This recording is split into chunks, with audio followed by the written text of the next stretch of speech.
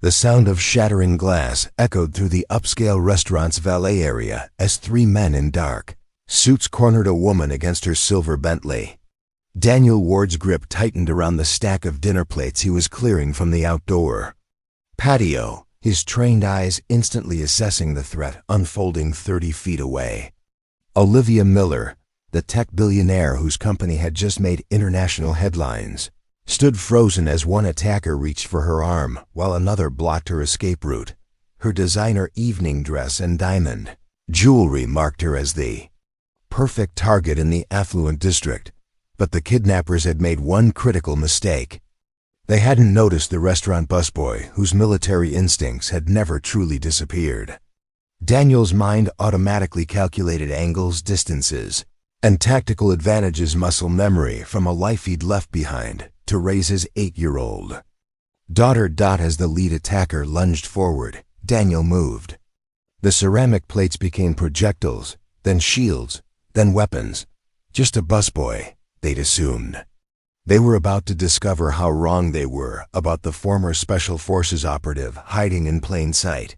Before we jump back in, tell us where you're tuning in from, and if this story touches you, make sure you're subscribed, because tomorrow, I've saved something extra special for you. The ceramic dinner plate flew through the evening air with deadly precision, striking the first attacker's wrist just as his fingers closed around Olivia Miller's arm. The distinctive crack of breaking bone echoed through the upscale courtyard of La Meridian restaurant, causing the well-dressed patrons inside to turn toward the commotion beyond the floor-to-ceiling windows. Daniel Ward moved through the chaos with fluid grace that seemed impossible for someone wearing a restaurant busboy's uniform. The second plate in his hands became a shield, deflecting the stun gun that the lead kidnapper had drawn from his jacket. In one continuous motion, Daniel swept the attacker's legs while driving his elbow into the man's solar plexus, dropping him to the decorative brick pavement. The third attacker, realizing this was no ordinary restaurant worker, reached for something metallic inside his coat. But Daniel was already moving, his combat boots finding purchase on the Bentley's hood as he launched himself forward. The wooden serving tray he'd been carrying moments before connected with the man's temple with a hollow thud, and suddenly the upscale valet area fell silent except for the groaning of three incapacitated kidnappers. Olivia Miller stood frozen against her luxury vehicle, her emerald evening gown somehow still pristine, despite the violence that had erupted around her. Her dark eyes were wide with shock as she stared at the man who had just saved her life using nothing more than restaurant supplies and movements that belonged in a combat zone, not outside one of Blackstone City's most exclusive dining establishments. Daniel quickly scanned the perimeter, his trained gaze checking for additional threats while his hands automatically moved to zip-tie the attackers using the plastic bands he kept in his work apron, a habit from another life that had served him well. Tonight, the whole confrontation had lasted less than 30 seconds, but for Olivia, it felt like the world had shifted on its axis. "Are you hurt?" Daniel asked, his voice calm and controlled despite the adrenaline coursing through his system. His question snapped Olivia back to reality, and she shook her head mutely, still processing what she had just witnessed. In the distance, sirens wailed as someone inside the restaurant had called for help. Daniel began backing away toward the service entrance, instinctively seeking to avoid the questions that would come with police reports and media attention. But Olivia's voice stopped him.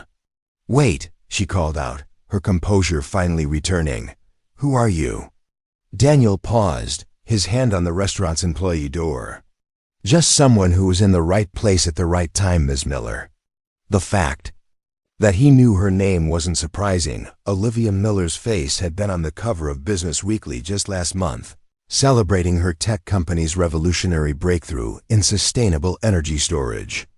What surprised her was the respectful way he said it, and the immediate retreat he was attempting despite having just saved her from what could have been a kidnapping or worse. As police cars pulled into the valet area and officers began securing The scene. Daniel slipped through the service door and back into the restaurant's bustling kitchen. To the outside world, he was just another invisible service worker whose shift would end in an hour. But Olivia Miller would not forget the man who had moved like a trained soldier while wearing a busboy's uniform. And she certainly wouldn't forget the controlled lethality she had witnessed in his precise, economical movements. The lead detective would later describe the incident as remarkably clean, with 3 suspects subdued using minimal necessary force. The security footage would show a brief altercation that ended quickly, though the camera angles made it difficult to see exactly how one man had taken down 3 armed assailants so efficiently. But Olivia knew what she had seen.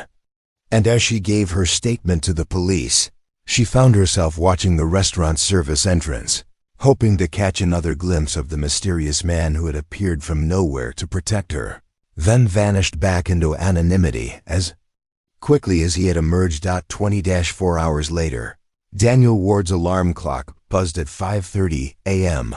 in the modest 2-bedroom apartment he shared with his daughter on the 3rd floor of a converted brownstone in Millfield Heights.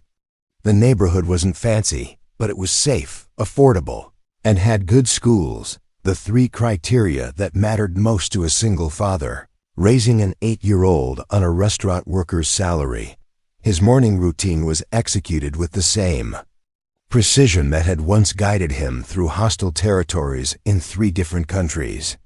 Physical training came first: 200 push-ups, 300 sit-ups, and a 5-mile run through the tree-lined streets while most of the city still slept.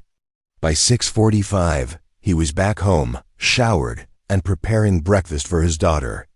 "Morning, sunshine," he called softly as he knocked on Ava's bedroom door. The 8-year-old emerged with tousled blonde hair and her father's striking blue eyes, clutching a stuffed elephant that had seen better days. "Did you make pancakes?" she asked hopefully, padding into the kitchen in her favorite pajamas, the ones covered in astronauts and rockets that reflected her current obsession with space exploration. "Blueberry pancakes with real maple syrup," Daniel confirmed, setting a plate in front of her at their small dining table. "But only after you tell me what you learned yesterday in Mrs. Henderson's science class." Ava launched into an animated explanation of photosynthesis that demonstrated both her intelligence and her teacher's skill at making complex concepts accessible to young minds. Daniel listened with the focused attention he had once applied to intelligence briefings, asking follow-up questions that encouraged her natural curiosity. At 7:30 sharp, they walked hand in hand to Willowbrook Elementary, 6 blocks from their apartment.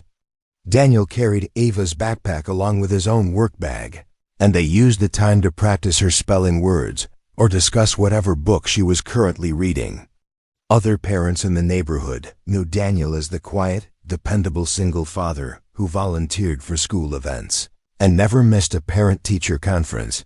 What they didn't know was that he slept with a tactical knife within arm's reach, or that he had chosen their apartment specifically because it offered 3 different escape routes and a clear view of all approaches. They didn't know about the cash hidden in the false bottom of his dresser drawer, or the encrypted phone that stayed powered off unless activated by a specific emergency protocol he prayed he would never need to use. After dropping Ava at school, Daniel took the bus across town to Blackstone City's affluent Meridian district, where La Meridian restaurant catered to the city's business elite. He had worked there for 18 months, arriving early, staying late, and maintaining the near invisibility. That made him perfect for the service industry. The general manager, Patricia Kozlov, considered him her most reliable employee, always punctual, never called in sick, and somehow able to handle difficult customers with a calm professionalism that diffused tension before it could escalate. Other kitchen staff knew him as someone who kept to himself but was always willing to help with heavy lifting, or cover an extra shift when someone's car broke down or a family emergency arose. They respected his work ethic and his quiet competence, though none of them could have imagined that his knife skills had been honed in contexts far more serious than food preparation. Daniel's days at La Meridian followed a consistent pattern. Prep work in the morning, lunch service, a brief break, then dinner service until closing. He worked efficiently and methodically, whether he was washing dishes, bussing tables, or helping with food preparation. The work was honest and stable, two qualities that had become invaluable to him after the chaos of his previous life. During his break times, Daniel would often sit in the restaurant's small employee courtyard, reading books about early education or child development that he borrowed from the public library. He was constantly educating himself about how to be the best father possible to Ava, making up for the fact that he was learning parenthood through trial and error rather than the traditional two-parent partnership he had originally envisioned. Irony wasn't lost on him that he now worked in the same district where titans of industry made deals worth millions of dollars while he earned an hourly wage clearing their tables. But Daniel had made peace with this new reality. Success, he had learned, wasn't measured in salary figures or professional accolades. It was measured in a little girl's laughter, in perfect attendance at school plays, and in the knowledge that he was present for every important moment of his daughter's life. His co-workers occasionally tried to draw him into conversations about his past, curious about the faint scars on his hands or the way he seemed to notice everything happening around him. But Daniel deflected these inquiries with gentle humor and subject changes, maintaining the carefully constructed boundary between his present and his past. Preparing and narrating this story took us a lot of time. So if you are enjoying it, subscribe to our channel. It means a lot to us. Now back to the story. As the evening shift began and La Meridian's dining room filled with Blackstone City's business elite, Daniel moved through his duties with the same quiet professionalism that had made him nearly invisible for the past year and a half.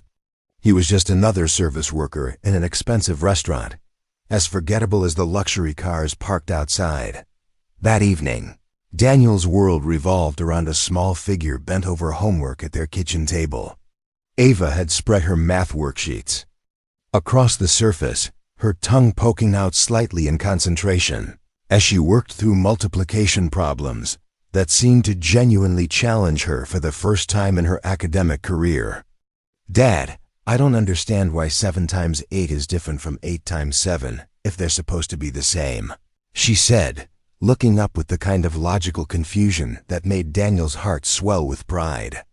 "Show me what you mean, sweetheart," he said, settling into the chair beside her. This was the moment that made everything else worthwhile. The late nights at the restaurant, the aching feet, the careful budgeting that meant generic cereal instead of name brands. This quiet time when his daughter trusted him with her questions and frustrations was more valuable than any commendation he had ever received. They worked through the math together, with Daniel using small objects from around the apartment to demonstrate the concepts visually. Ava was a kinesthetic learner, something he had discovered through careful observation and research into different learning styles. She understood concepts better when she could manipulate physical objects rather than just looking at numbers on a page. "There," she said triumphantly after successfully completing a particularly difficult problem. "I got it. 7 groups of 8 things is the same as 8 groups of 7 things, because they're the same amount of things total." "Exactly right," Daniel confirmed, ruffling her hair. "You're getting really good at thinking through problems step by step." After homework came their evening ritual, dinner preparation together. Ava stood on a step stool beside the stove, carefully stirring pasta while Daniel prepared a simple marinara sauce from scratch. Cooking together served multiple purposes. It taught her practical life skills, gave them time to talk without distractions, and allowed Daniel to stretch their grocery budget by preparing meals at home rather than relying on expensive convenience foods. "Mrs. Henderson says we're going to start learning about the solar system next week," Ava announced as she carefully added cheese to their pasta. "She says maybe we can build a model for the science fair."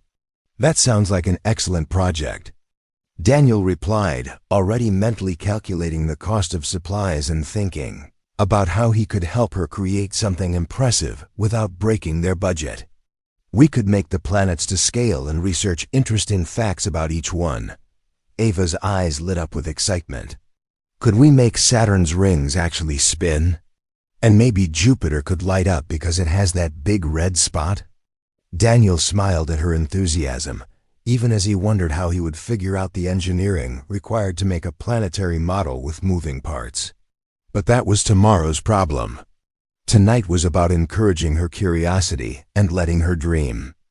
Big about what was possible. After dinner, they moved to the living room for reading time. This was Daniel's favorite part of the day, 30 minutes, when they would curl up together on their second-hand couch while Ava read aloud from whatever book had captured her imagination.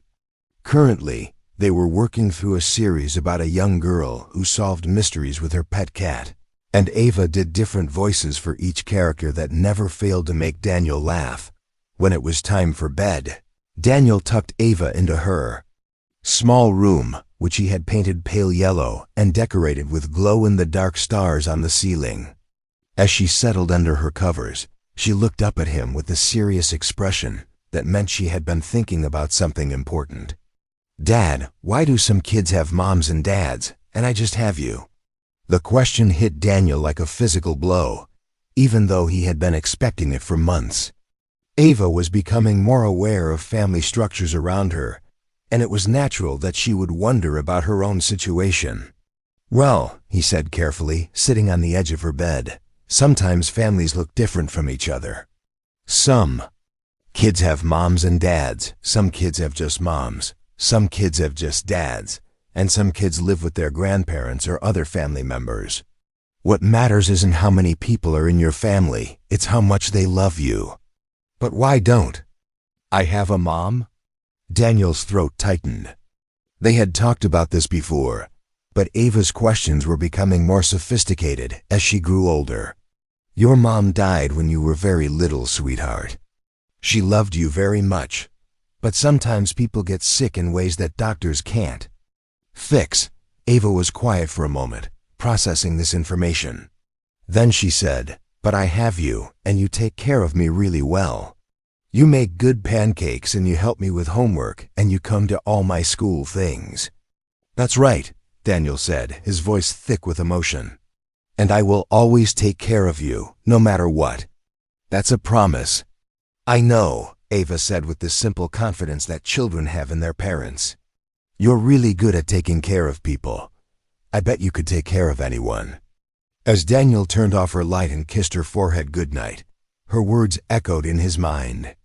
She had no idea how literally true that statement was, or how much his ability to take care of people had cost him over the years, but she also had no idea that every sacrifice he had made to build this quiet, stable life with her had been worth it 1,000 times over. In the living room, Daniel cleaned up the remnants of their evening routine and prepared for another early morning.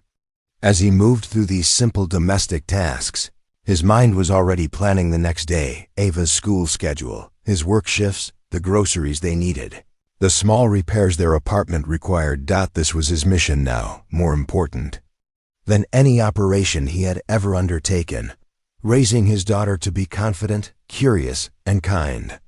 Everything else, his past, his lost career, the skills that sometimes surfaced in unexpected moments, was secondary to this fundamental purpose. 3 years ago, Daniel Ward had been someone else entirely. Staff Sergeant Daniel Ward of the 75th Ranger Regiment, a man whose expertise in close-quarters combat and tactical operations had made him invaluable to his unit during 4 deployments across 2 different theaters of operation. His service record was exemplary, his commendations numerous, and his future in the Army seemed secure, until everything changed in a single devastating week. The mission had been routine, by Army standards extraction of a high-value intelligence asset from a hostile zone in the mountains of Afghanistan. Daniel's team had successfully completed similar operations dozens of times, and they approached this assignment with the confident professionalism that came from years of working together seamlessly, but intelligence reports had been incomplete. What should have been a simple extraction turned into a 48-hour siege when their extraction point was compromised by enemy forces, who had been tracking their target for weeks. Daniel's team found themselves protecting not just their asset, but also a group of local civilians' families, with young ones who had been caught in the crossfire. The rules of engagement were clear. The mission came first. Civilian casualties were acceptable if necessary to complete the objective. But when Daniel looked at those families, huddled in terror while bullets flew over their heads, he saw Ava's face in every frightened expression. He made a choice that ended his army career, but saved 17 lives, disobeying direct orders. Daniel led his team in a tactical maneuver that prioritized civilian evacuation over mission completion. They got everyone out alive, including their intelligence asset, but the unauthorized deviation from protocol created diplomatic complications that reached all the way to Washington. The official report listed the mission as successful, but Daniel was quietly offered a choice: accept a transfer to a desk job that would effectively end his operational career, or take an honorable discharge with full benefits. For a man whose identity had been built around service and action, neither option felt like a real choice. The decision was made for him when he received a phone call that changed everything. "Sergeant Ward? This is Dr. Patricia Mills from Mercy General Hospital in Denver. I'm calling about your wife, Sarah Ward." Sarah had been driving home from her job as a pediatric nurse when a drunk driver ran a red light. The impact killed her instantly, but somehow, miraculously, 18-month-old Ava had survived with only minor injuries. Daniel received the news while still dealing with the aftermath of his last mission, and suddenly the choice between a desk job and civilian life became irrelevant. He took the discharge and came home to bury his wife and figure out how to raise a daughter he barely knew. The transition from soldier to single father had been the most difficult operation of his life. Sarah had been the primary caregiver during his deployments, and Daniel realized with devastating clarity how much of Ava's early development he had missed while serving overseas.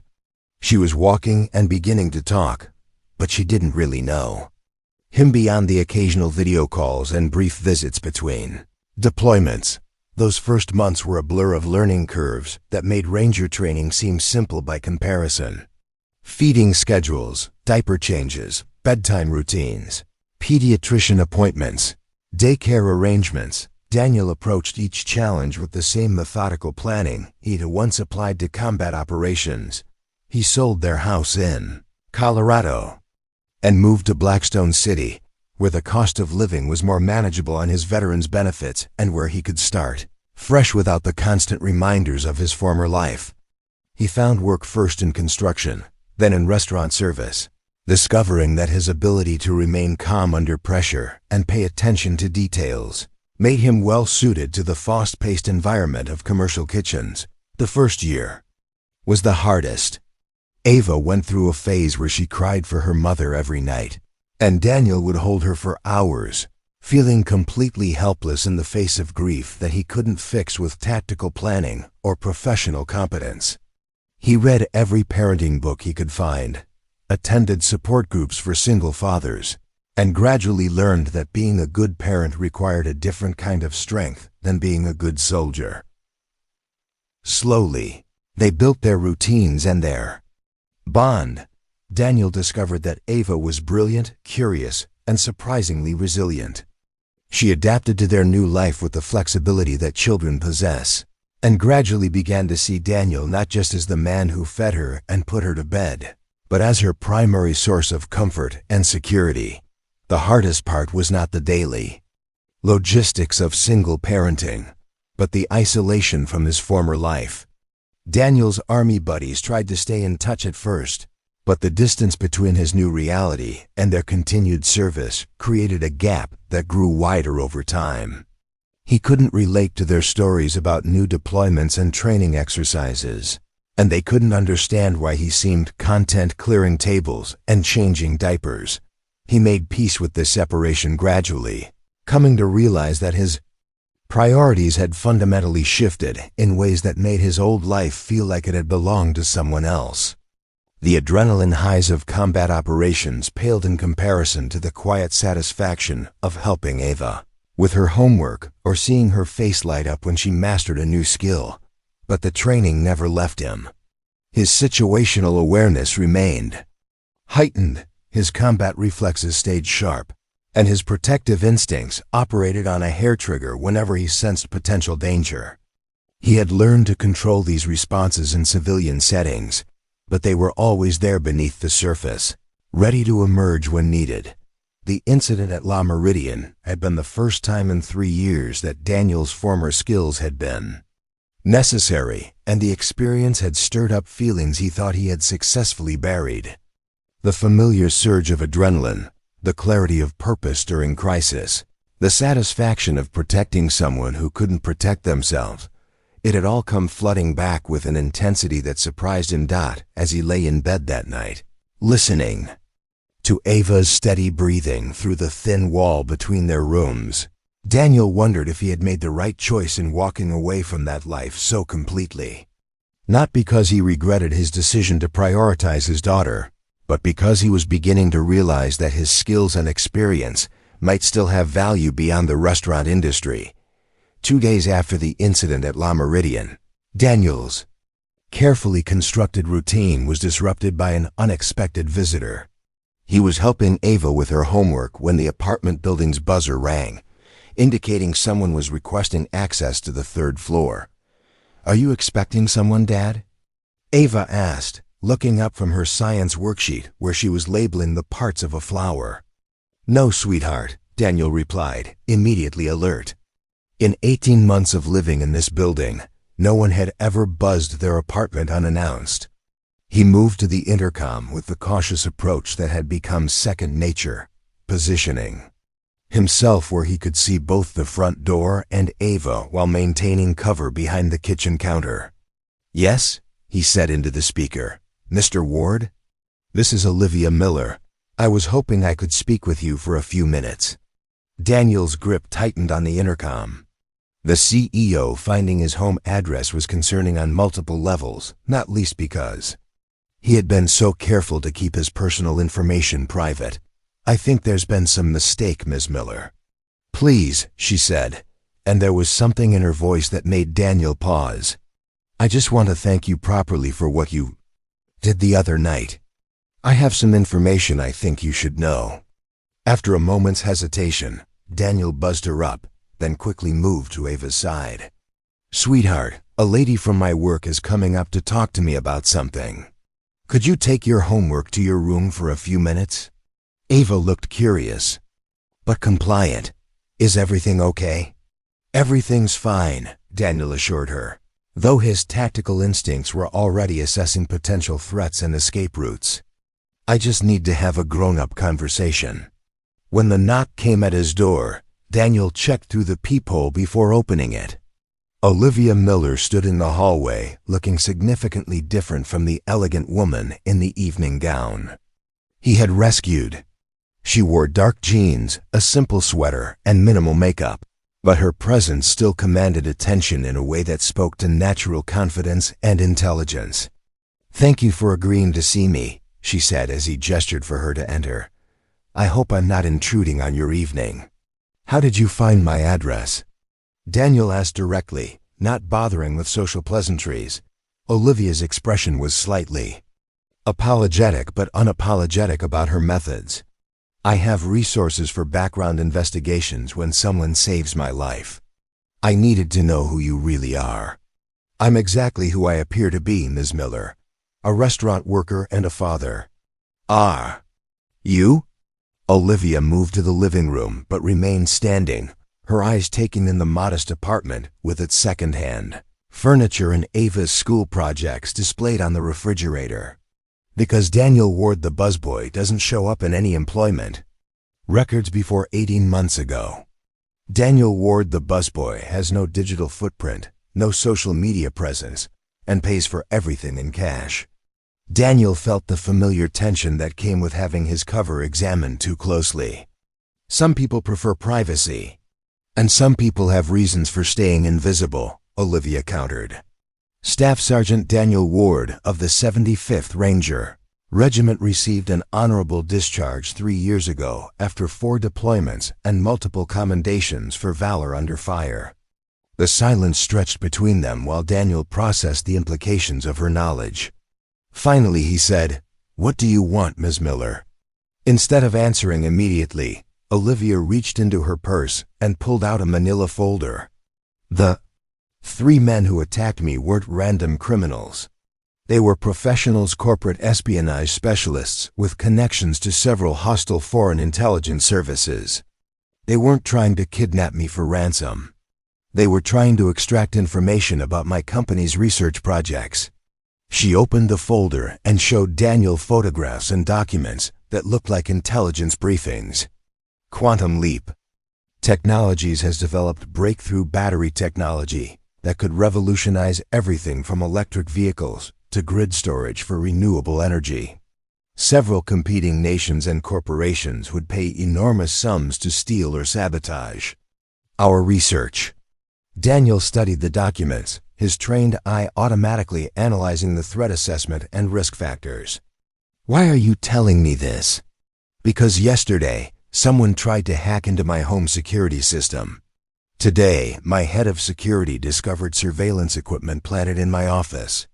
Whoever sent those men isn't giving up. They're escalating their efforts."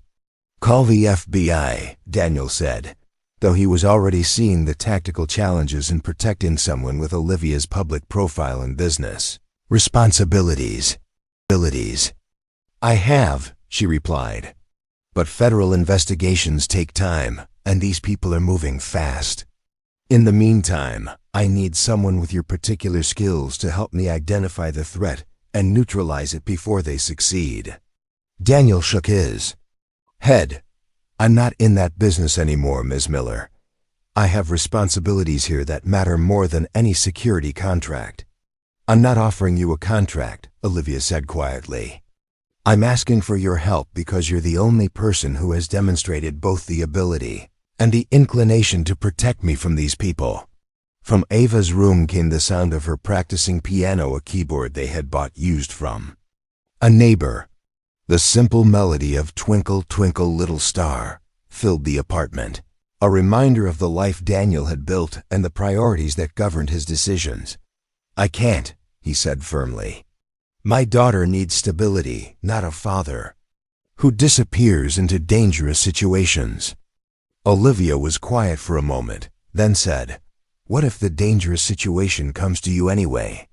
She pulled out another photograph, a surveillance shot of Daniel walking Ava to school that morning. The image had been taken from across the street with a telephoto lens, and it showed both father and daughter clearly. Daniel's blood ran cold. "When was this taken?" "This morning. My security team found it being transmitted to an encrypted server overseas. Whoever is targeting me knows about you now, Mr. Ward. They know where you live, where your daughter goes to school, and what route you take to work." The implications hit Daniel like a physical blow.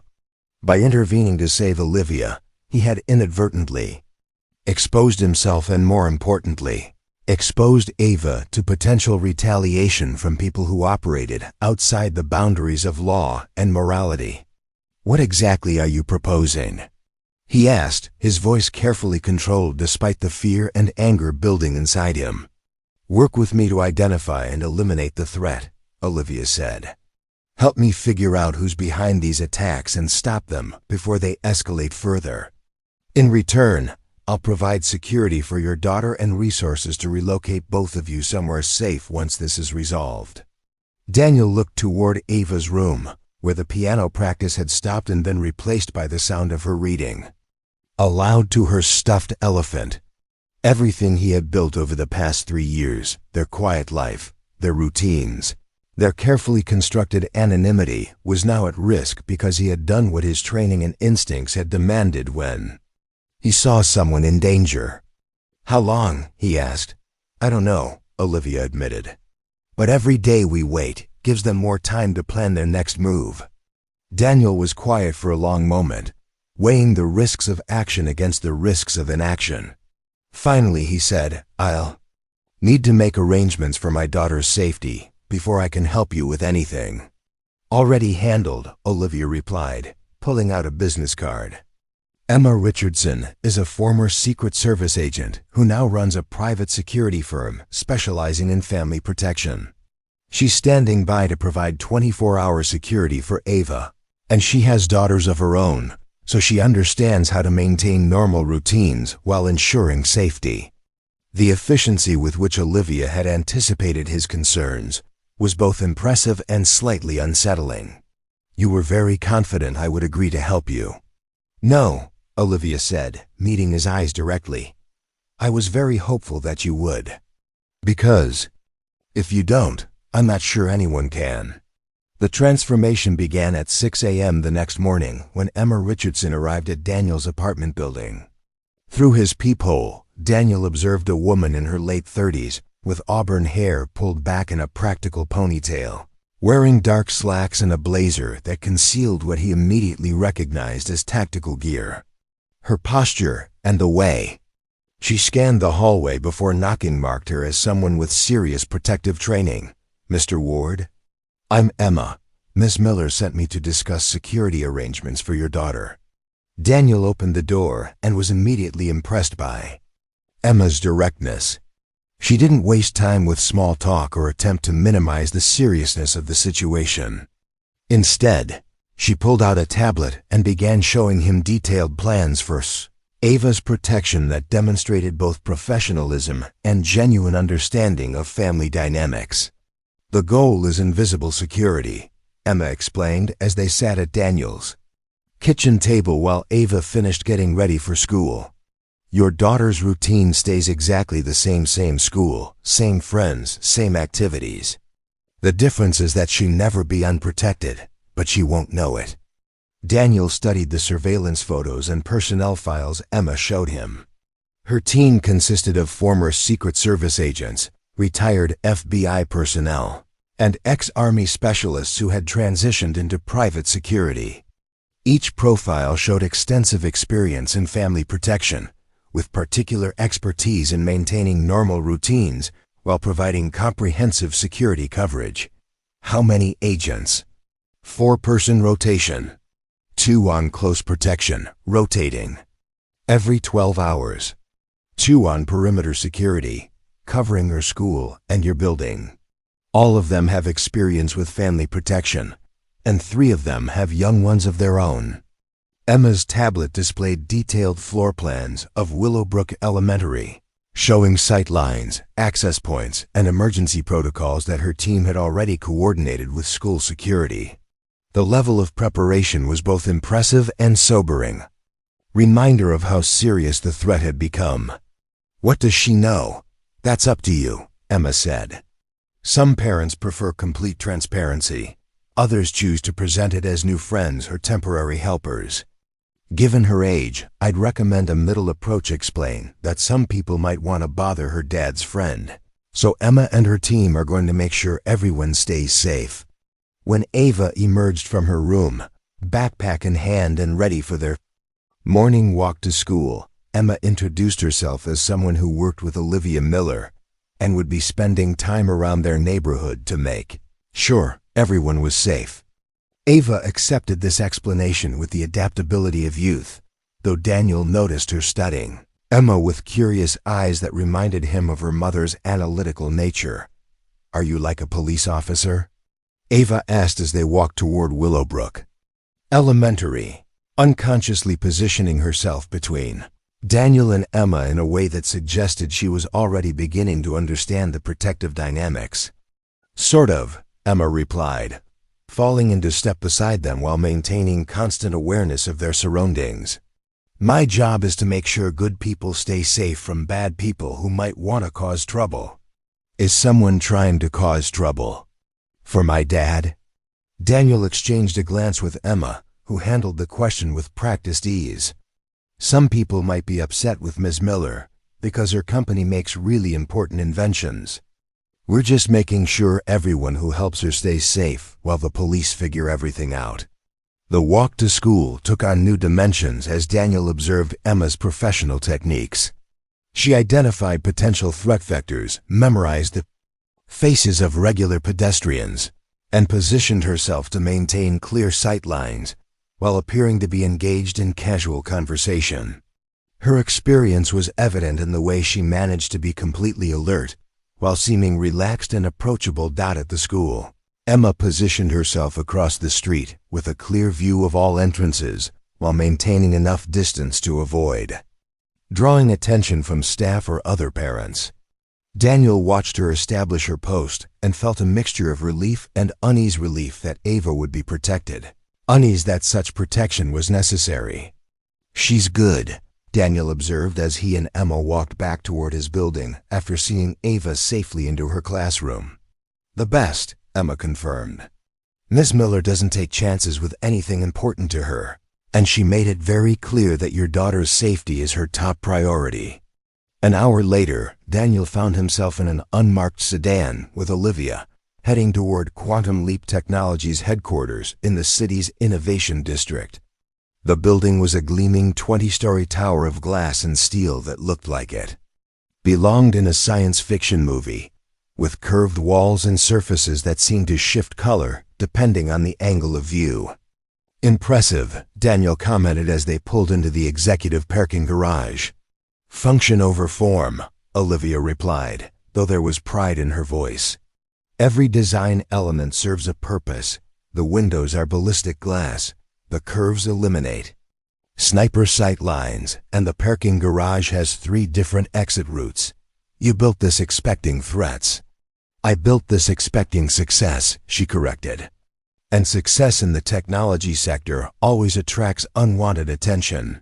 The interior of Quantum Leap Technologies was even more impressive than the exterior. The lobby soared 3 stories high, with a digital waterfall cascading down one wall and interactive displays showcasing the company's innovations in sustainable energy storage. Employees moved through this space with the focused energy of people working on projects that excited them, and Daniel could see why Olivia had been successful in attracting top talent from established tech giants. But as they rode the executive elevator to the 20th floor, Daniel's tactical instincts were cataloging security vulnerabilities. The open floor plan that encouraged collaboration also eliminated cover and concealment. The floor-to-ceiling windows that provided spectacular views also offered potential access points for surveillance or worse. The electronic keycard systems that controlled access could be hacked by someone with sufficient expertise. "Tell me about your security protocols," Daniel said as they entered Olivia's corner office. For the next 2 hours, Olivia walked him through Quantum Leap's security systems, personnel files, and recent projects. What Daniel discovered was both impressive and concerning. The company's digital security was state-of-the-art, but their physical security relied heavily on technology rather than human intelligence and intuition. "Your system is designed to stop casual industrial espionage," Daniel observed, studying the building schematics on Olivia's wall-mounted displays. "But the people targeting you are operating at a much higher level. What do you see that we're missing?" Daniel moved to the windows and began pointing out sight lines from neighboring buildings, potential entry points that the electronic sensors might miss, and gaps in coverage that could be exploited by someone with advanced training. "Your security team is thinking like corporate executives protecting intellectual property. These people are thinking like military operatives conducting an extraction. So what do? "We think like them," Daniel replied, his analytical mind already working through countermeasures and tactical responses. "We identify their objectives, anticipate their methods, and turn their advantages into vulnerabilities." The next phase of their investigation took them to Quantum Leap's research and development labs, where Daniel got his first look at the battery technology that had made Olivia's company so valuable and so dangerous. The lab was a clean room environment filled with equipment that looked like something from a space program, and the scientists working there moved with the careful precision of people handling materials worth millions of dollars. "This is Dr. Arthur Beaumont, our lead researcher," Olivia said, introducing Daniel to a tall, thin man in his 50s with the distracted air of someone whose mind was usually focused on problems involving molecular structures and energy density calculations.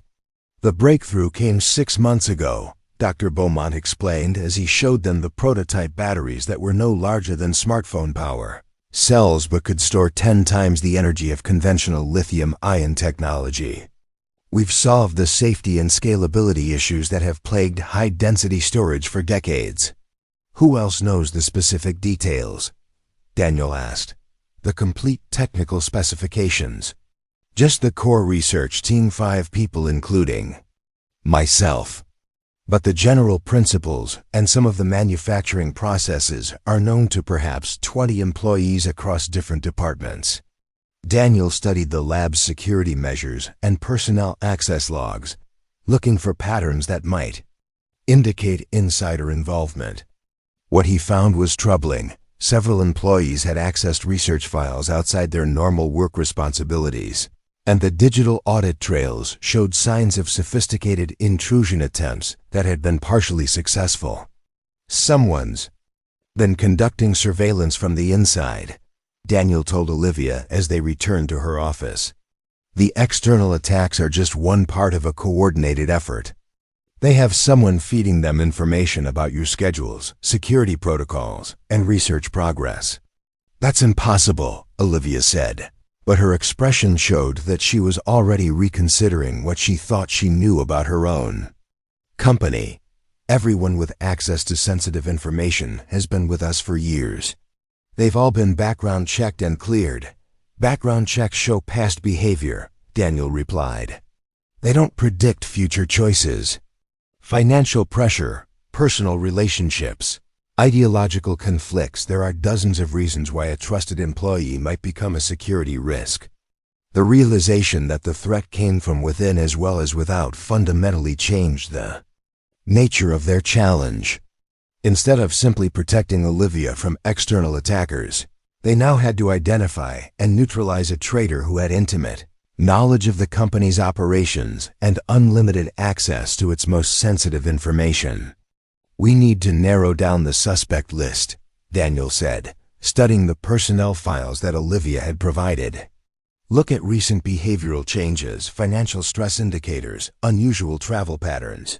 Anything that might suggest someone is operating under external influence." As they worked through the afternoon, Daniel found himself impressed by Olivia's analytical abilities and her willingness to ask difficult questions about people she had trusted for years. She approached the investigation with the same systematic thinking that had built her company, but he could see the emotional toll of questioning her employees' loyalty. "This is the hardest part," she said during a brief break, staring out at the city skyline beyond her office windows. "I've worked with some of these people since the beginning. They've been to my house for dinner. I've met their families. I thought I knew them." "People aren't always who we think they are," Daniel replied, thinking of his own carefully constructed identity as a restaurant worker and single father. "Sometimes they surprise us in good ways, sometimes in bad ways."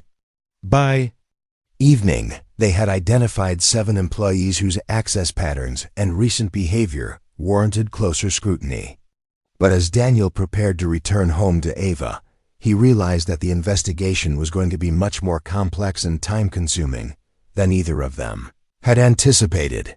The people targeting Quantum Leap Technologies weren't ordinary criminals or even typical corporate spies. They were professionals with resources, patience, and inside knowledge that made them extremely dangerous.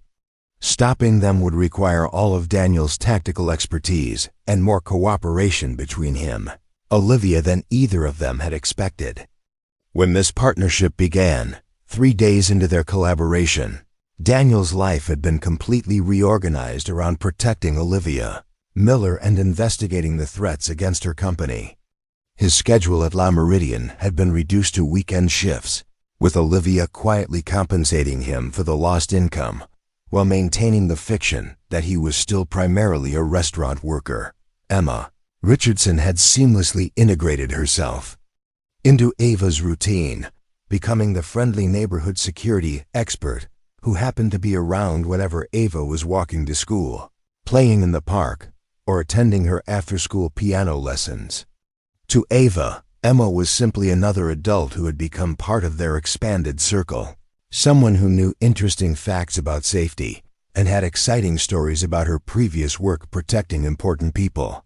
Emma says she used to travel all over the world keeping people safe, Ava announced one evening as Daniel helped her with homework. She's been to Dubai and London and Tokyo. She says maybe someday when everything is quiet again, we could visit some of those places.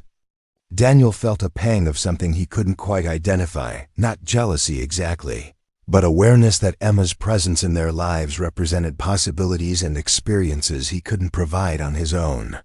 That sounds like it would be an adventure, he said, pushing aside the complex emotions that came with accepting help from others. His days now began at 5 a.m. with a secure phone call from Olivia, reviewing the previous night's intelligence reports and planning the day's activities. The encrypted communication device she had provided allowed them to coordinate without using conventional phones that could be monitored or hacked. We've identified the surveillance equipment, Olivia reported during one of these early morning calls. It's more sophisticated than we initially thought, military-grade stuff that requires significant technical expertise to deploy and operate. Daniel was pulling on his workout clothes as he listened, maintaining his physical training routine even as his priorities shifted.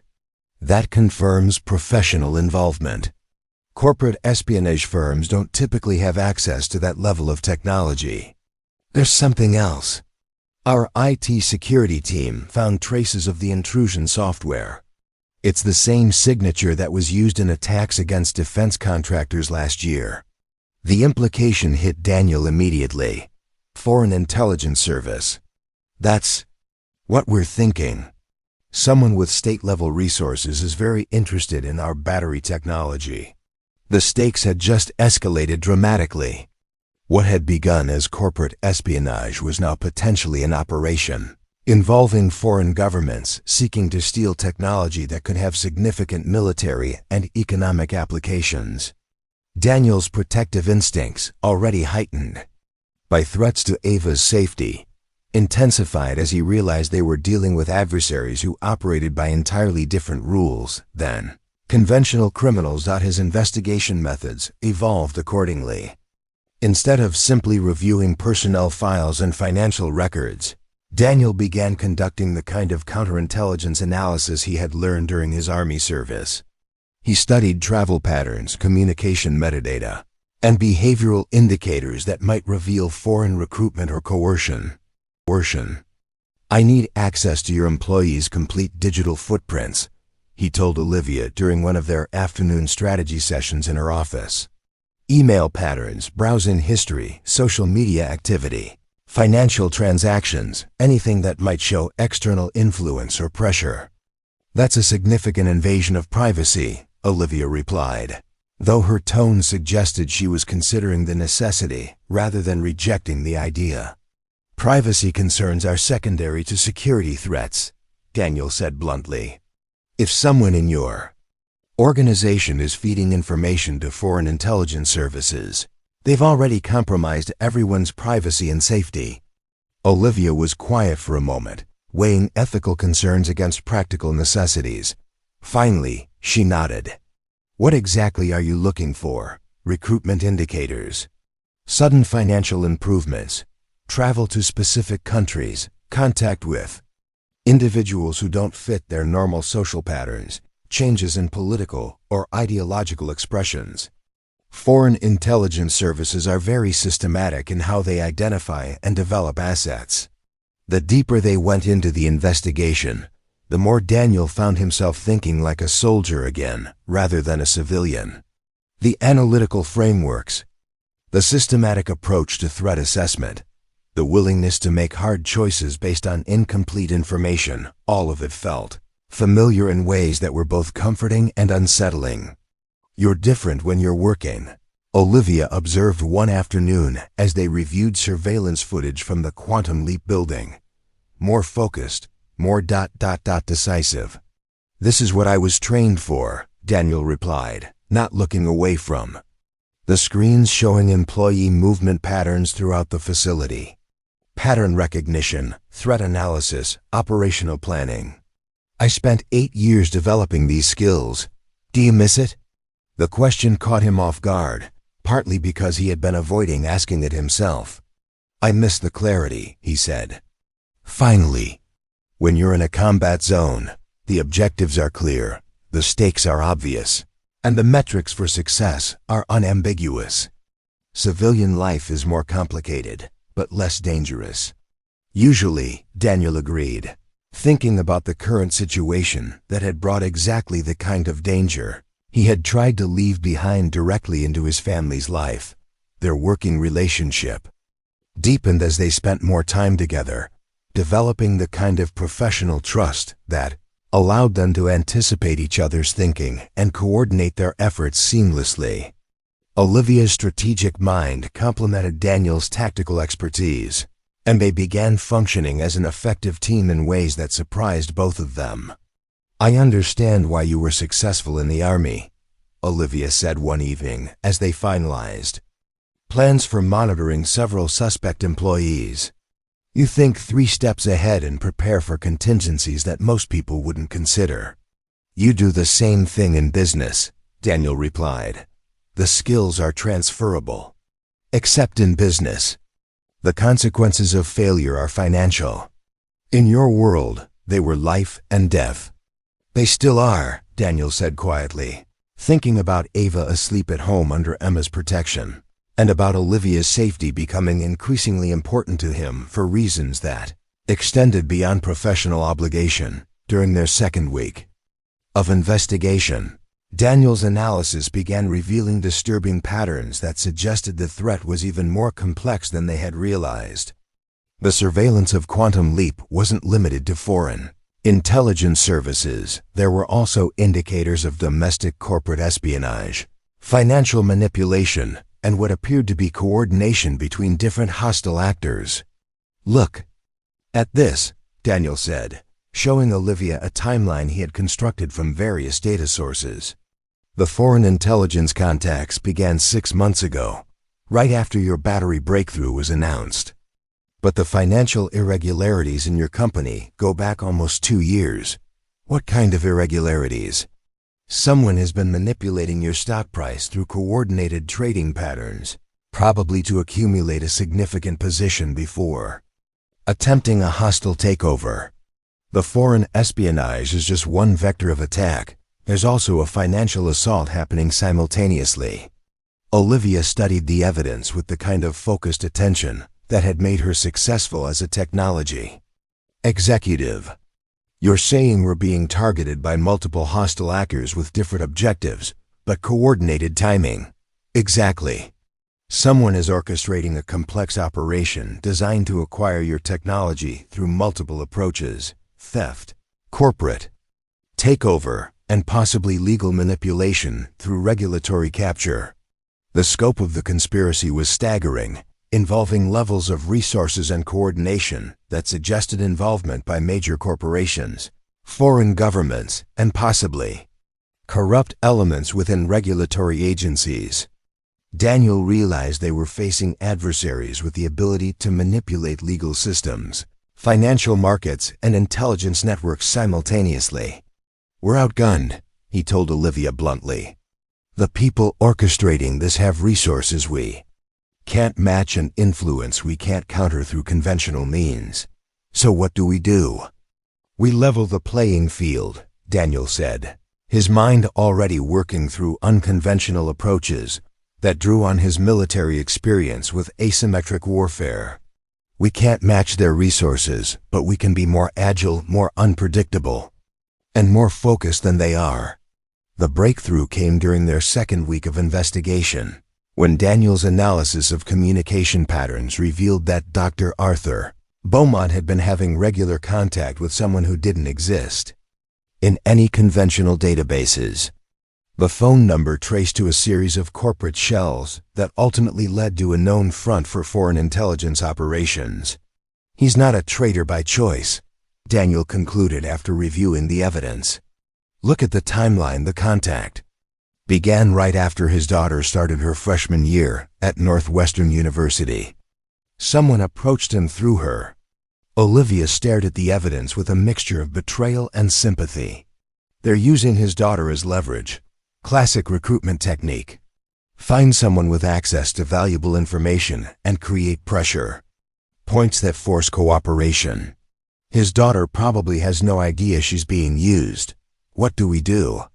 We turn the situation to our advantage, Daniel said, his mind already working through operational possibilities.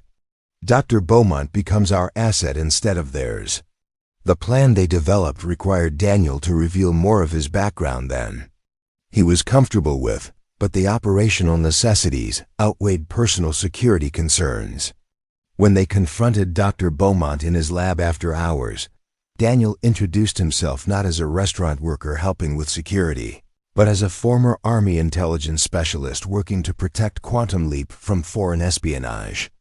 They told me they would hurt Sarah if I didn't cooperate, Dr. Beaumont confessed, the relief of finally being able to tell someone evident in his voice.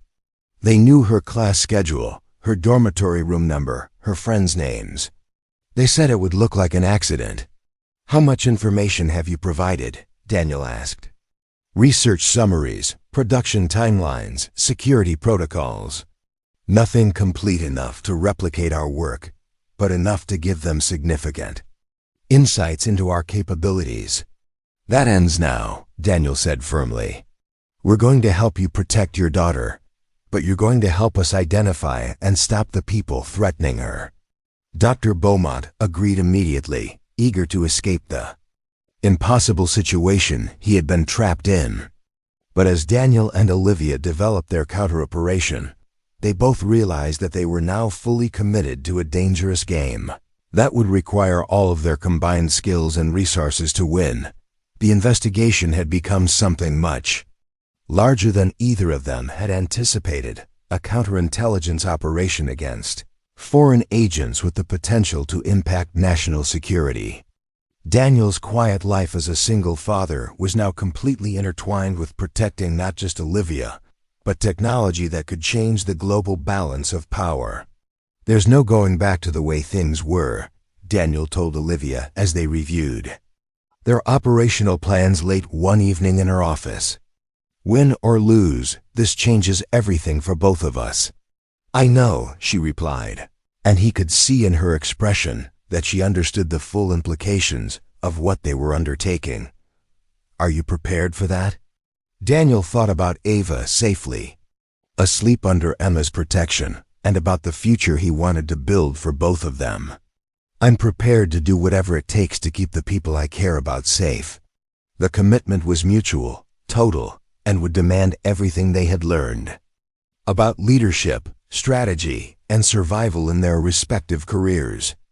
They were no longer just protecting a company or investigating corporate espionage. They were fighting for their freedom, their future, and their right to live without being controlled by forces that saw them as obstacles to be eliminated.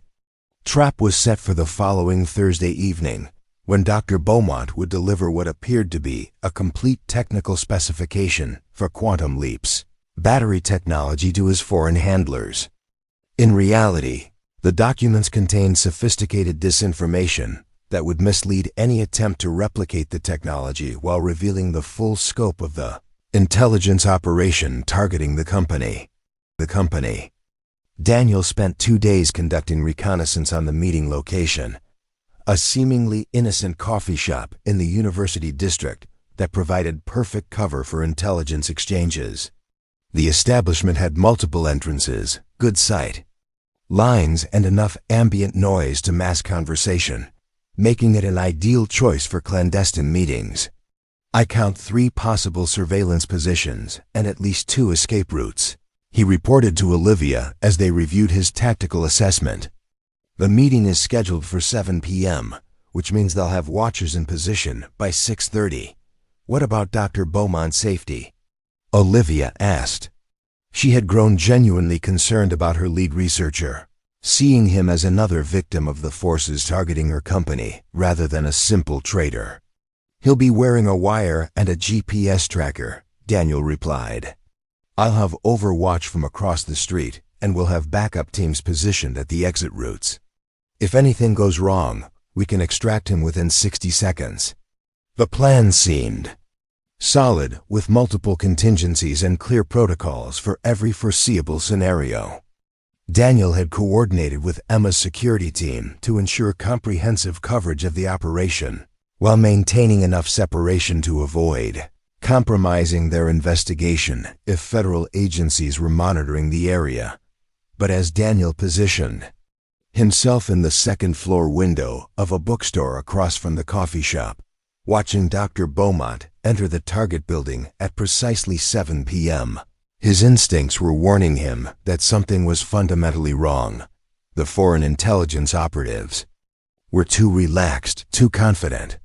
Instead of the careful surveillance and security protocols he expected from professionals conducting a high-stakes operation, they seemed almost casual about the meeting.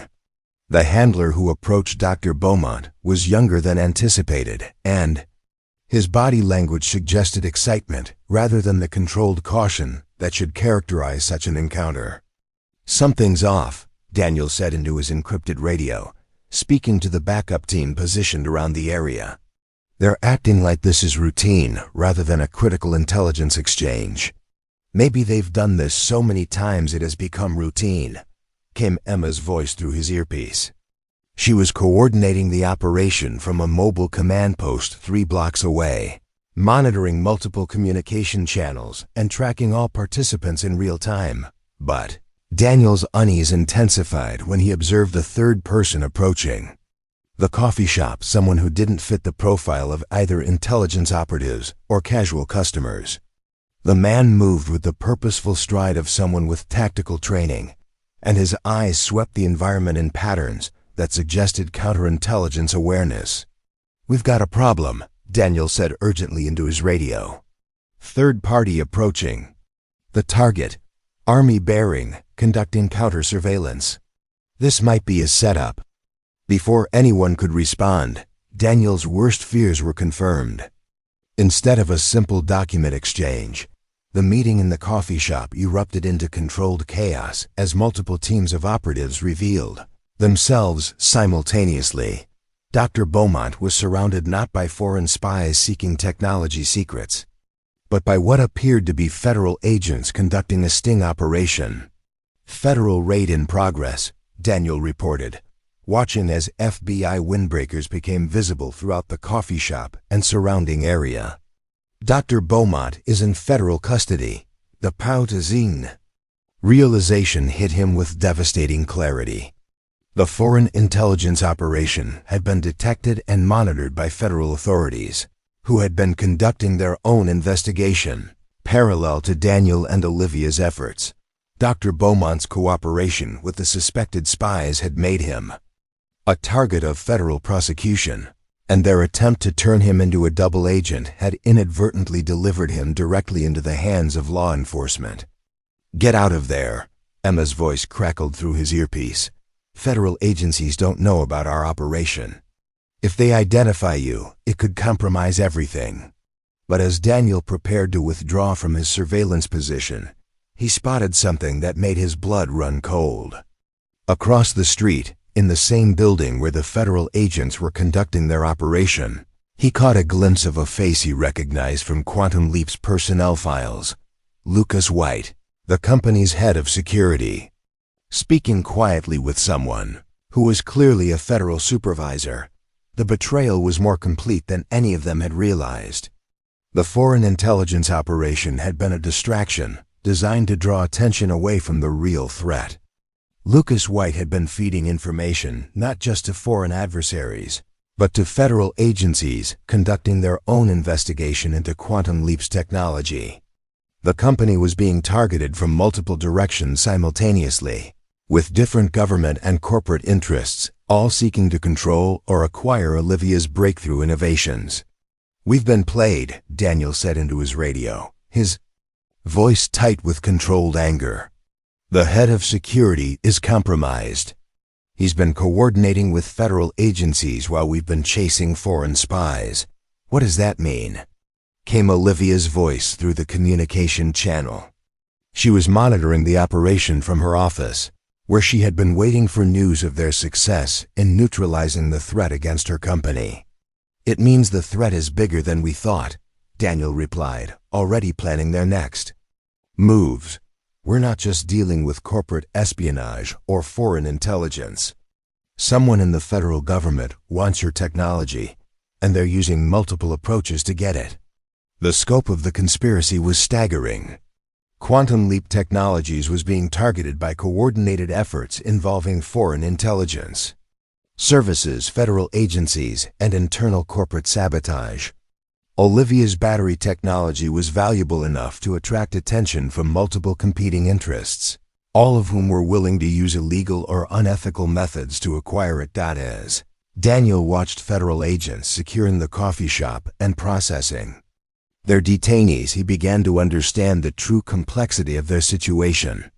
The foreign intelligence operation had been real, but it had also been allowed to continue specifically because it provided cover for domestic agencies to conduct their own intelligence gathering against Quantum Leap. Dr. Beaumont had been caught in the middle of competing intelligence operations, with foreign services trying to recruit him while federal agencies monitored those recruitment attempts to gather information about both the technology and the foreign intelligence capabilities. Targeting American companies. We need to extract Dr. Beaumont before he tells federal investigators about our operation, Daniel said, his mind already working through tactical possibilities. If they learn about our counterintelligence efforts, it could expose everything we've discovered about the larger conspiracy. Can we do that? Olivia asked. Not without escalating this situation significantly, Daniel replied honestly. Federal custody is different from corporate security or even foreign intelligence operations. Breaking someone out of federal detention requires resources and expertise that could put all of us at serious legal risk. But even as he spoke, Daniel was observing something that changed his assessment of their options. Lucas White was leaving the federal operation area, moving toward a vehicle that didn't match the standard government fleet.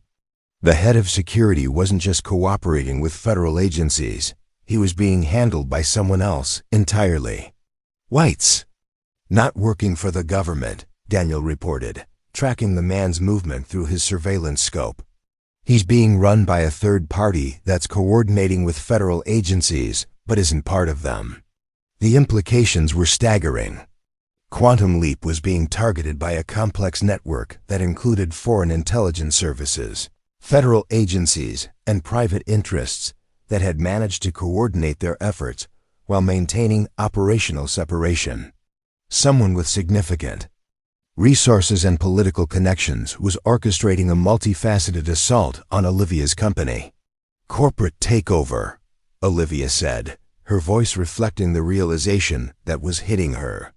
Someone's using intelligence operations and federal investigations to weaken our position before launching a hostile acquisition. That's my assessment, Daniel confirmed, watching as Lucas White disappeared into traffic while federal agents continued their operation. The foreign espionage creates justification for federal investigation. The federal investigation creates legal and financial pressure, and both situations create opportunities for a coordinated corporate acquisition at a severely reduced price.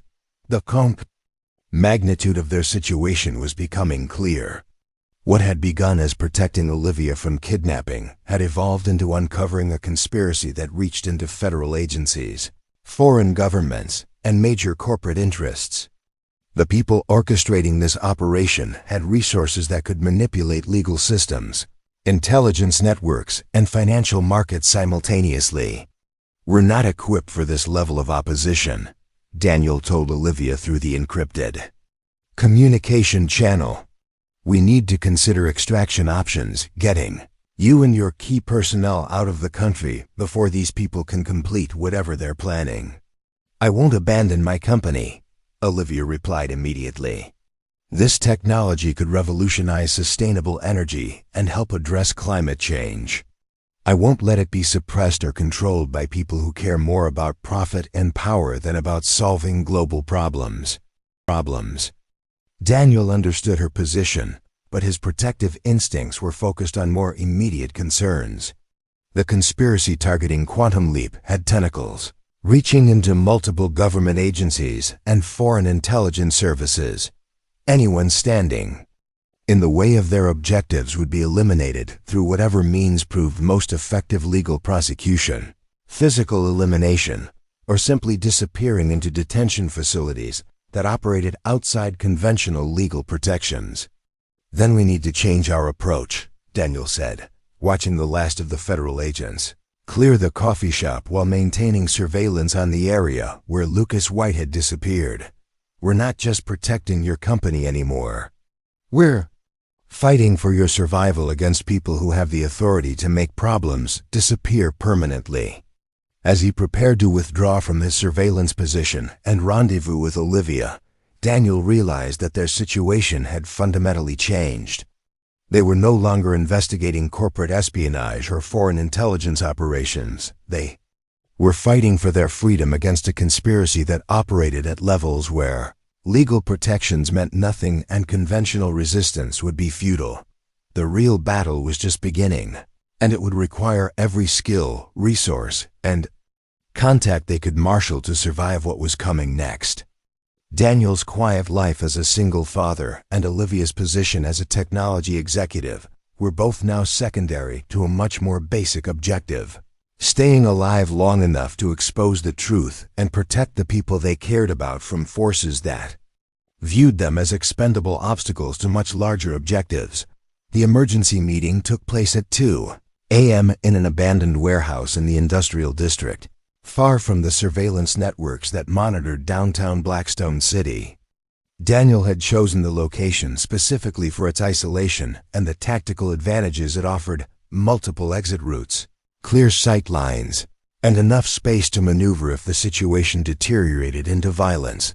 Olivia arrived first, accompanied by Emma Richardson and 2 other security specialists who had been protecting Ava throughout the crisis. The little girl was safely hidden at a secure location outside the city, under the protection of Emma's most trusted agents. But Daniel's protective instincts remained on high alert, knowing that his daughter's safety depended on the success of tonight's operation. The federal investigation has been suspended, Olivia reported, as they established their command post in the warehouse's main floor. Someone with significant political influence made calls that resulted in Dr. Beaumont being released on his own recognizance pending further review. That's not good news, Daniel replied, studying the satellite imagery and surveillance reports that Emma's team had compiled. It means our adversaries have enough political connections to manipulate federal agencies directly. The scope of the conspiracy had become clearer over the past 48 hours through Daniel's analysis of intercepted communications and financial records.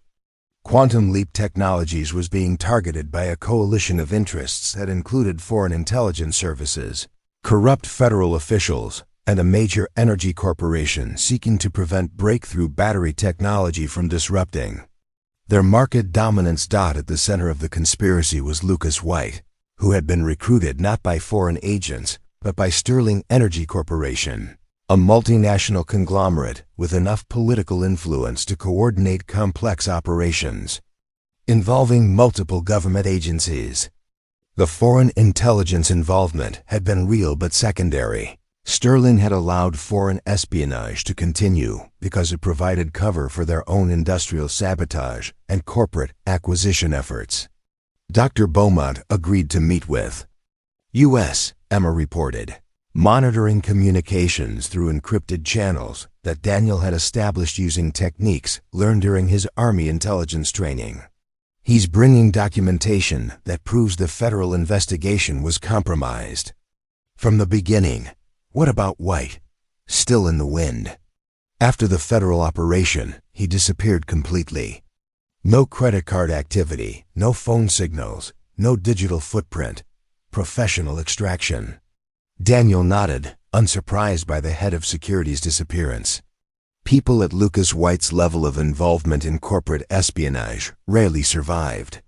To face prosecution, they either disappeared into witness protection programs or simply disappeared permanently, depending on how much liability they represented to their handlers. At 2:30 a.m., Dr. Beaumont arrived at the warehouse looking haggard, but determined. The federal detention had broken whatever remaining loyalty he felt toward his blackmailers, and he carried a briefcase containing evidence that could expose the entire conspiracy. They never intended to just steal the technology, he explained, as he spread documents across a makeshift table.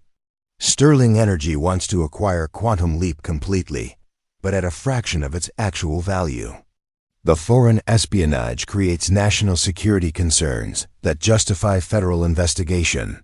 The federal investigation creates legal and financial pressure that depresses the stock price, and the depressed stock price makes a hostile takeover. Financially feasible. How long have they been planning this? Olivia asked, studying the timeline that Dr. Beaumont's documents revealed. At least 2 years. They've been accumulating Quantum Leap stock through shell companies, planting operatives in your organization, and building relationships with federal officials who could be influenced to support their objectives. Daniel examined the evidence with the analytical skills he had developed during counterintelligence operations. The conspiracy was sophisticated and well coordinated, but it also had vulnerabilities that could be exploited by someone with the right knowledge and resources. They made one critical mistake, he said, pointing to specific communications intercepts that Dr. Beaumont had managed to obtain. They assumed their operation was secure because it involved federal agencies and foreign intelligence services. But that complexity also created multiple points of failure. What do you mean? Olivia asked. They're coordinating between foreign agents, federal officials, corporate executives, and criminal elements. Each of those groups has different objectives, different security protocols, and different vulnerabilities. We can't take on the entire conspiracy, but we can exploit the contradictions between its component parts. The plan Daniel outlined was audacious and extremely dangerous, requiring precise timing and coordination between multiple moving parts.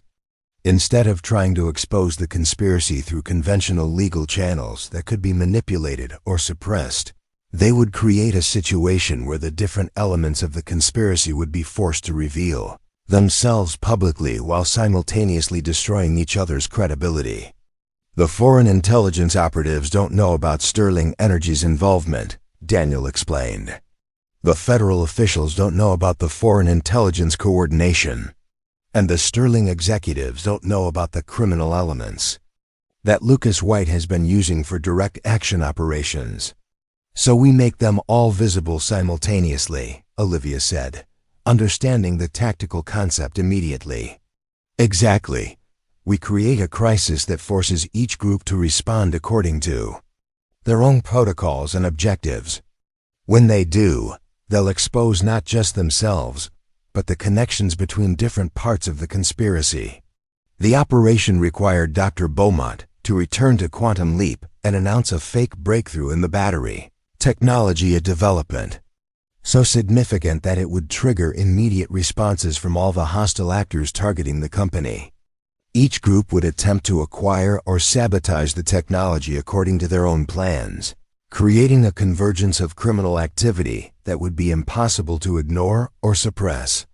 I'll be bait, Dr. Beaumont said, understanding his role in the plan.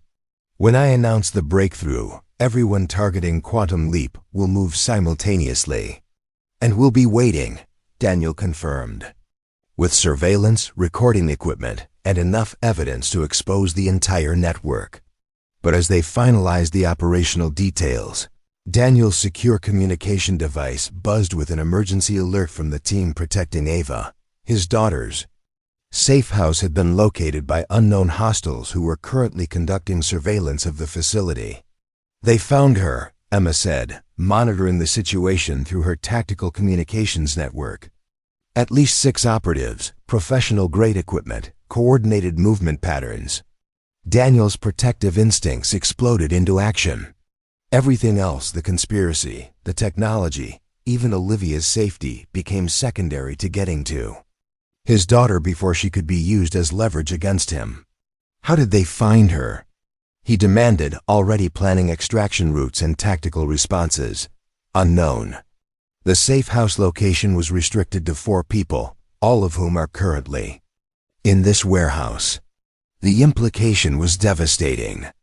Someone in their group was compromised, either voluntarily or through coercion they hadn't detected. Daniel's eyes swept across the team members present, analyzing each person's behavior and possible motivations for betrayal. It doesn't matter. How, he said, forcing himself to focus on immediate tactical necessities rather than the security failure that had endangered his daughter. What matters is getting her out safely. Safely. The rescue operation required Daniel to split his attention between protecting Olivia and rescuing Ava. A tactical nightmare that divided his resources at the worst possible moment. But Emma's security team was professional and experienced, and they quickly developed a plan that allowed Daniel to lead the extraction while maintaining security for their primary operation. Go, Olivia said, understanding that nothing else mattered until his daughter was safe. We'll delay the main operation until you return. No, Daniel replied firmly. The longer we wait, the more time they have to consolidate their position and prepare countermeasures. Start the operation on schedule. I'll get Ava to safety and rendezvous with you before the situation escalates. The next hour unfolded with the precision and intensity of Daniel's most challenging combat operations. Leading a 3-person extraction team, he approached the safe house using urban warfare techniques that allowed them to neutralize the surveillance team without alerting whoever had sent them. The hostile operatives were professionals, but they weren't prepared for someone with Daniel's level of training and operational experience. Using non-lethal methods that would avoid creating additional legal complications, his team systematically eliminated the threat while extracting Ava from the safe house. "Dad!" she exclaimed when she saw him, running into his arms with the kind of relief that reminded him why everything else in his life was secondary to her safety and well-being. "It's okay, sweetheart," he said, holding her tightly while scanning for additional threats. "We're going somewhere even safer now." The secondary safe house was a rural property that Emma's organization maintained for exactly these kinds of emergency extractions. As Daniel settled Ava with a protection team that included women with experience caring for young people in crisis situations, he realized that his daughter's resilience and adaptability continued to amaze him. "Are you going back to help Ms. Miller?" Ava asked, demonstrating the perceptiveness that constantly surprised him. "Yes, some bad people are trying to hurt her and steal her inventions." "Will you be careful?" "I will be very careful," he promised, kissing her forehead. "And I will come back to you as soon as I can." By the time Daniel returned to the main operation, Dr. Beaumont had already announced the fake breakthrough, and the responses were beginning to cascade exactly as predicted. Foreign intelligence operatives were moving to acquire the technology through theft. Federal agencies were preparing to seize the research under national security provisions, and Sterling Energy's corporate acquisition team was accelerating their hostile takeover timeline. But the most dangerous response came from the criminal elements that Lucas White had been coordinating. Instead of subtle surveillance or legal manipulation, they were preparing for a direct assault on Quantum Leap headquarters, designed to acquire the technology through force and eliminate any witnesses who could expose their employers. 12 hostiles approaching the building, Emma reported from her surveillance post. Military-grade equipment, coordinated tactics, and what appears to be explosives for breaching operations. "Federal response?" Daniel asked. "Delayed by coordinated interference with their communication systems." Someone with significant technical capabilities is jamming their emergency frequencies. The situation was unfolding exactly as Daniel had predicted, but the scale and intensity of the responses exceeded even his expectations. Instead of subtle maneuvering by different competing interests, they were facing a convergence of hostile actions that threatened to destroy Quantum Leap headquarters and everyone inside it. Evacuate all personnel except essential security staff, Daniel ordered, shifting into the command mode that had served him during the most challenging operations of his Army career. Get Olivia to the secure conference room on the 20th floor and establish defensive positions at all access points. The final confrontation took place in Quantum Leap's headquarters building, with Daniel coordinating the defense against multiple hostile elements while simultaneously gathering evidence of their coordination and objectives. The building's security systems, enhanced by Emma's tactical expertise, proved sufficient to delay but not stop the various assault teams. But the real victory came when the different hostile groups encountered each other during their simultaneous operations. Foreign intelligence operatives found themselves in firefights with Sterling Energy's private contractors, while federal agents responding to the emergency discovered clear evidence of corporate espionage and foreign intelligence operations occurring simultaneously. The conspiracy's strength, its coordination between multiple powerful interests, became its weakness when those interests were forced to operate simultaneously in the same location. Each group's operational security was compromised by the presence of the others, creating a cascade of evidence that exposed not just individual crimes, but the systematic coordination between them. When the situation finally stabilized 3 hours later, Daniel found himself in Quantum Leap's executive conference room with Olivia, surrounded by evidence that would ensure prosecution of the conspiracy's participants and protection of the breakthrough technology that had made them all targets. "It's over," he said, though the exhaustion in his voice reflected the cost of the operation in terms of stress, resources, and risk to everyone involved. "The immediate threat is over," Olivia corrected, "but everything else is just beginning." 6 months later, Daniel Ward stood in the kitchen of a house he still couldn't quite believe was his, preparing breakfast for Ava while she practiced piano in the living room. The modest 2-story home in Willowbrook Heights had been Olivia's idea, a place where they could establish routines and build the kind of stable life that Ava deserved, but with security measures that would prevent anyone from threatening their family again. The aftermath of the Quantum Leap conspiracy had been swift and comprehensive. Sterling Energy Corporation faced federal prosecution for industrial espionage, while several federal officials were indicted for corruption and abuse of authority. The foreign intelligence operatives had been quietly deported as part of diplomatic negotiations that avoided international incidents while ensuring they could never return to target American technology companies. Lucas White had been found dead in a hotel room in Mexico, apparently killed by his former employers, to prevent him from providing testimony that could expose additional criminal activities. Daniel felt no satisfaction at the news. White had been a tool used by more powerful interests, and his death was simply another casualty of forces that operated beyond conventional legal and moral boundaries. Dr. Arthur Beaumont had received immunity in exchange for his cooperation with federal prosecutors, and his daughter had been relocated to a secure university program that would allow her to complete her education without fear of retaliation. The lead researcher had returned to Quantum Leap with a renewed commitment to the technology that could help address climate change and reduce global dependence on fossil fuels. "Dad, do you think I played that song better today?" Ava called from the living room, her voice carrying the confidence of a young person who had learned to adapt to extraordinary circumstances while maintaining her essential optimism and curiosity. "I think you played it beautifully," Daniel replied, carrying a plate of pancakes to the dining room table that Olivia had helped them select during one of their weekend shopping trips. "But I'm not exactly an expert on piano music." "Ms. Miller," Says I have good rhythm and that I should keep practicing because music is good for developing mathematical thinking. The relationship between Ava and Olivia had evolved naturally over the months since the crisis ended. What had begun as formal interactions between a CEO and the daughter of her security consultant had grown into genuine affection and mutual respect. Olivia had no experience with young people, but she approached the relationship with the same systematic thinking that had made her successful in business, learning about Ava's interests and needs with focused attention.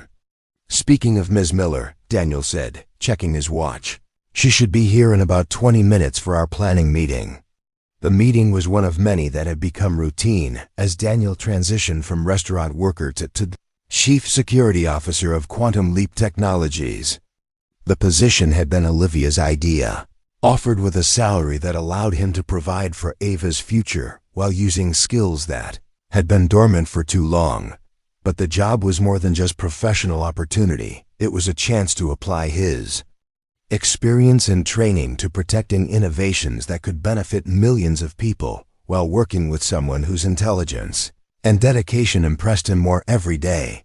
When Olivia arrived, she carried the blueprints and technical specifications for Quantum Leap's new research facility, a state-of-the-art complex designed with security measures that incorporated every lesson they had learned from the conspiracy that had nearly destroyed the company. The federal grant approval came through yesterday, she announced, spreading the documents across Daniel's dining room table while Ava continued practicing piano in the background. $200 million for clean energy research with specific funding for battery storage technology. That's incredible, Daniel said, studying the facility plans that would make Quantum Leap one of the most advanced research centers in the world. When do you break ground? Next month. But there's something else I wanted to discuss with you.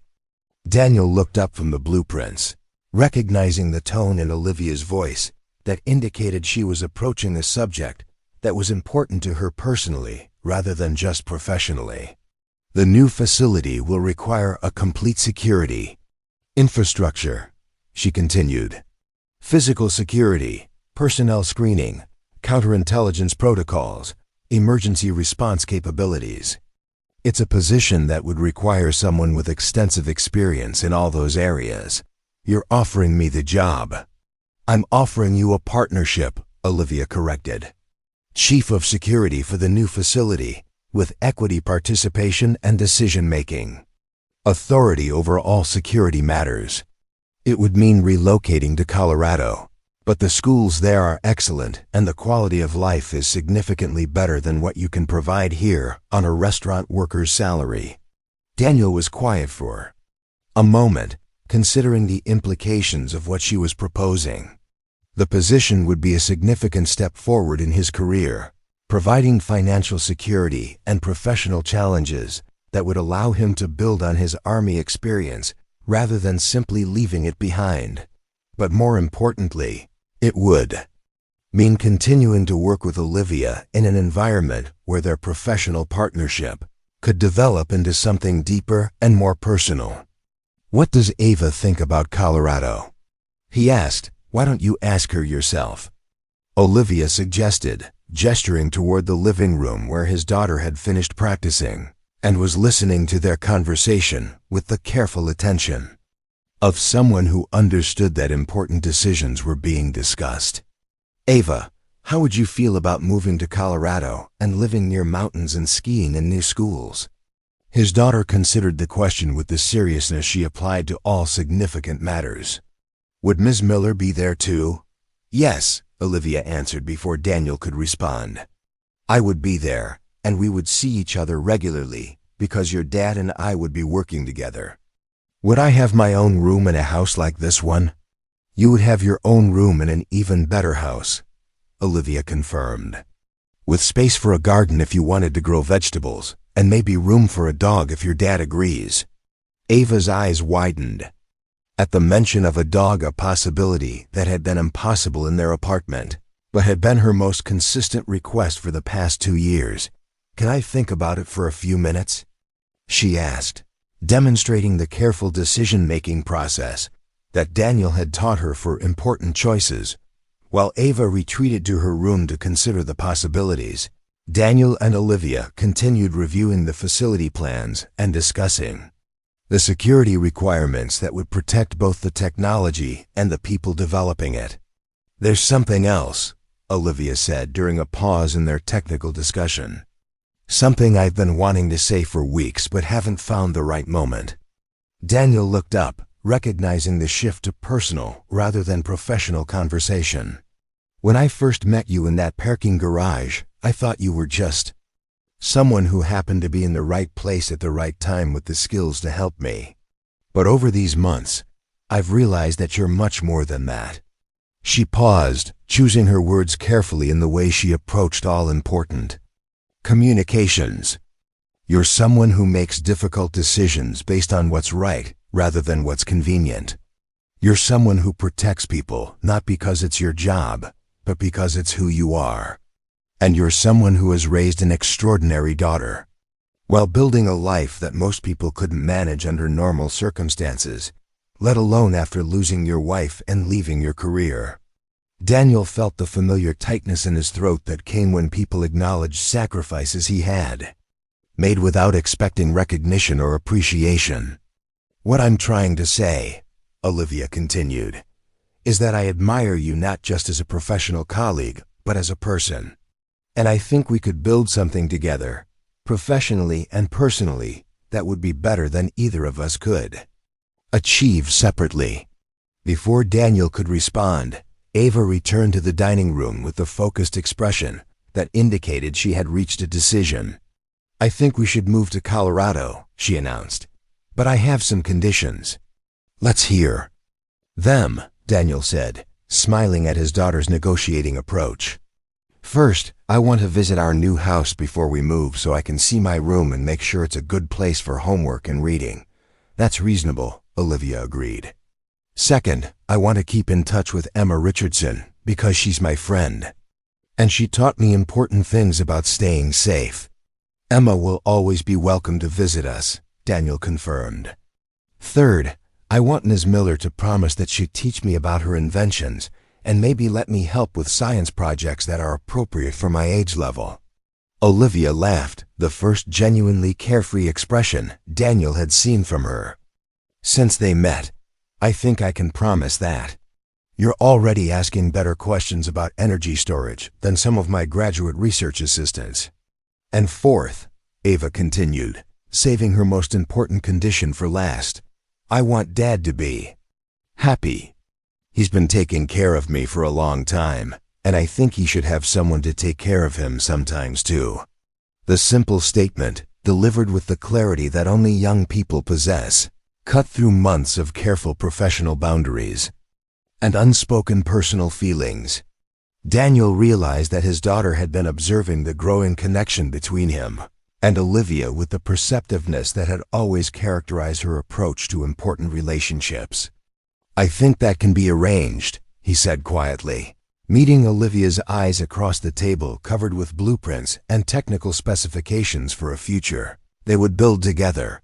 3 months later, Daniel stood in the driveway of their new house in Boulder, watching Ava explore the backyard with a golden retriever puppy that Olivia had insisted was essential for proper rural living.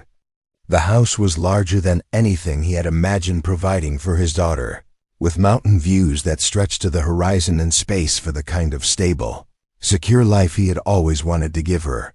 Emma Richardson had visited the previous weekend, officially to inspect the security arrangements for their new home, but actually to see Ava's reaction to the move and ensure that Daniel's daughter was adapting well to the changes in their lives. "She's thriving," Emma had observed, watching Ava teach the puppy to sit while explaining the physics of leverage and fulcrums in language that suggested Olivia's influence on her scientific education. The Quantum Leap research facility was under construction 5 miles away, a gleaming complex that would house some of the most advanced energy research in the world. Daniel's office would overlook the main laboratory where Dr. Beaumont and his expanded team were developing battery technology that could revolutionize transportation, renewable energy storage, and climate change mitigation.